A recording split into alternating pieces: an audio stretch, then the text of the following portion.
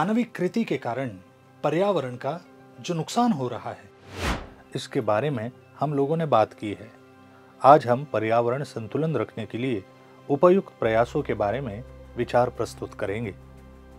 पर्यावरण संरक्षण के लिए जागतिक स्तर के प्रयास। यह संतुलन रखने के लिए वैश्विक स्तर पर अनेकों प्रकल्प शुरू किए गए हैं।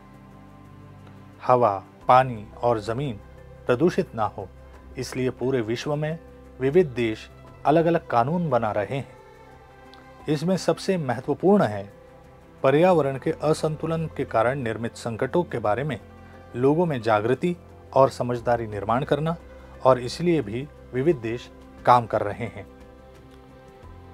जैव विविधता टिकाने के प्रयास। जैव विविधता वाले उद्यान, राष्ट्रीय उद्यान, अभयारण्य। चलिए अब एक एक करके तीनों की जानकारी लेंगे। जैव विविधता वाले उद्यान। 2010 ये साल जैव विविधता के अंतर्राष्ट्रीय वर्ष के रूप में मनाया गया। जैव विविधता वृद्धि और संरक्षण के लिए आरक्षित क्षेत्र को जैव विविधता उद्यान कहते हैं, जहां जैव विविधता के बारे में अध्ययन किया जाता है। महाराष्ट्र का पश्चिमी घाट जैव विविधता से सजा हुआ है। इस कारण भारत सरकार ने इस भाग को सुरक्षित भाग घोषित किया। राष्ट्रीय उद्यान वन्य जीवों की सुरक्षा के लिए और संवर्धन के लिए कुछ महत्वपूर्ण क्षेत्र सुरक्षित रखे हैं, उन्हें राष्ट्रीय उद्यान कहते हैं। राष्ट्रीय उद्यान अधिक सुरक्षित होते हैं। वन्य जीवों को तकलीफ देने वाले कोई भी काम यहाँ नहीं कर सकते, जैसे पालतू जानवरों को चराने लाना, ऐसे काम करना मना है। महाराष्ट्र में ऐसे 6 उद्यान हैं। उनके नाम हैं ताडोबा राष्ट्रीय उद्यान, नवेगांव राष्ट्रीय उद्यान, पेंच राष्ट्रीय उद्यान, संजय गांधी राष्ट्रीय उद्यान बोरीवली, गुगामाल राष्ट्रीय उद्यान, चांदोली राष्ट्रीय उद्यान। अभयारण्य विशिष्ट प्रकार के प्राणियों की, वनस्पतियों की सुरक्षितता और संवर्धन के लिए जो वन क्षेत्र प्राकृतिक वन संपदा कानून के अनुसार रक्षित होता है, ऐसे आरक्षित क्षेत्र को अभयारण्य कहते हैं। महाराष्ट्र में सातारा जिले में मायणी नाम का एक तालाब है। इस तालाब में उत्तराशिया के साइबेरिया प्रदेश से रोहित या हंसावर पक्षी स्थलांतर करके आते हैं। यहाँ पंछियों का अभयारण्य है। अंडे और मांस के लिए सोहन चिड़िया की शिकार की जाती है। इसका परिणाम ऐसा हुआ है कि उनकी संख्या कम होने लगी, इसलिए सोलापुर जिले के नानस गांव में सोहन चिड़िया का अभयारण्य है। दाजीपुर अभयारण्य में गौर प्राणियों के झुंड दिखाई देते हैं। इसके साथ हिरन, बारसिंगा, चीतल के झुंड दिखाई देते हैं। कभी कभी लाल मिट्टी में तेंदुए के पांव के निशान भी दिखाई देंगे। जंगल में सिंह, भालू, सांप, नाग बड़े पैमाने पर पाए जाते हैं। महाराष्ट्र राज्य के जंगल विभाग ने इसी ओर विशेष ध्यान देकर इस अभयारण्य की निगरानी की है। बोर अभयारण्य यह सातपुड़ा अर्थात पूर्व पश्चिम महाराष्ट्र की उत्तर सीमा से शुरू होकर कान्हा में मैकल पहाड़ तक है। वन्य प्राणियों की शिकार ना हो, इसलिए जैव विविधता को बनाए रखना होगा, और उसके संवर्धन के लिए 1970 में इस क्षेत्र को वन्यजीव अभयारण्य के रूप में घोषित किया है। यहाँ तृणभक्षी और मांसभक्षी प्राणी बड़ी संख्या में नजर आते हैं।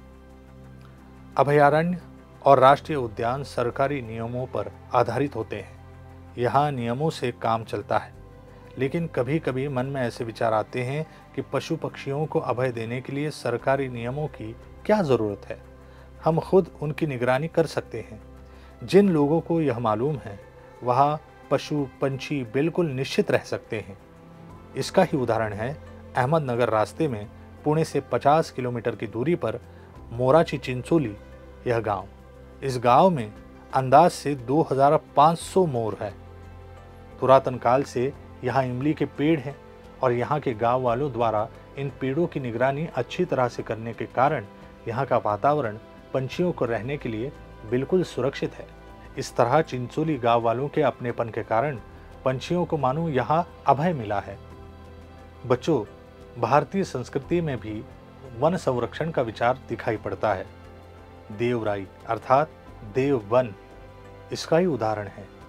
देवराई का अर्थ है भगवान के नाम से रखा और पवित्र समझा जाने वाला वन। इस भावना के कारण यहाँ एक भी पेड़ तोड़ा नहीं जाता है।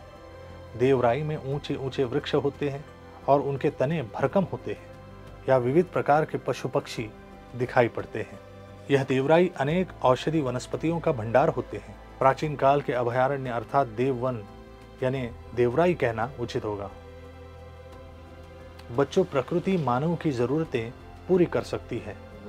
हमारी अधिक हवस तथा लालच पर्यावरण का संतुलन बिगड़ सकती है। इसका परिणाम पशु पक्षी, वृक्ष, वनस्पति इनके ऊपर ही नहीं तो हमारे ऊपर भी होने वाला है।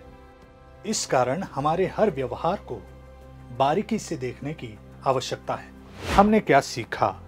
पर्यावरण संतुलन के लिए देश क्या कर रहा है? जैव विविधता उद्यान, राष्ट्रीय उद्यान और अभयारण्य के बारे में जाना। जैव विविधता उद्यान, राष्ट्रीय उद्यान और अभयारण्य के उदाहरण देखे। देवराई का अर्थ स्पष्ट किया। स्वाध्याय: पर्यावरण संतुलन के लिए हम और क्या कर सकते हैं? निम्नलिखित कृतियों में से कौन सी कृतियां सही और कौन सी कृतियां गलत है? व्यर्थ कॉपी के पन्ने फाड़ना, घर का गीला कचरा घर में ही नष्ट करना, गंदा पानी प्रक्रिया न करते हुए नदी में छोड़ देना, प्लास्टिक की थैलियां तथा बोतलें रास्ते पर ही फेंक देना, वस्तुओं का पुनरुपयोजन करना। निम्नलिखित चित्रों में से कौन सा चित्र अयोग्य है, इसके बारे में कक्षा में चर्चा कीजिए। महाराष्ट्र के सिवा अन्य 2 अभयारण्यों के नाम बताइए।